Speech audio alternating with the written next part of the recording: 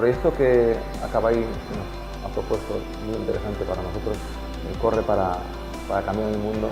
Lo vemos de verdad interesante por la razón de la simbiosis que hacen entre la manera de poder ayudar a los niños a través de la imagen del deporte.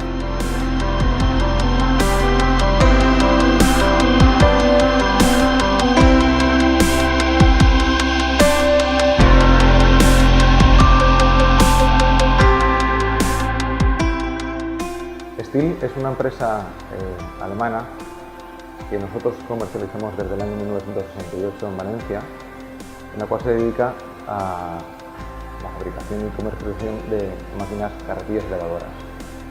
En concreto, más centradas en máquinas eléctricas, pero también disponemos de máquinas de combustión. Desde STIHL, de nuestra empresa, hemos decidido mojarnos por la causa e invitamos a muchas otras empresas que seguramente tienen los mismos principios y valores que nosotros, que lo hagan para poder ayudar a muchas más personas, a muchos más niños, a muchas más familias.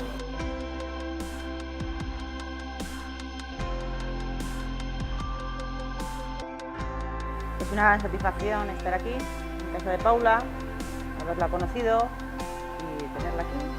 He hablado con los papis, los he conocido también. Me han estado contando pues, los avances que ha tenido la nena, lo contenta que está con la terapia, todo el trabajo que están haciendo las terapeutas, cómo está evolucionando Paula. Yo quiero agradecer a STIHL el ayudarnos con tratar de hacer que Paula avance, porque las terapias de este tipo de niños son muy costosas y pues siempre la parte humana de la empresa que ayuda a los padres que tienen estos problemas pues es importante.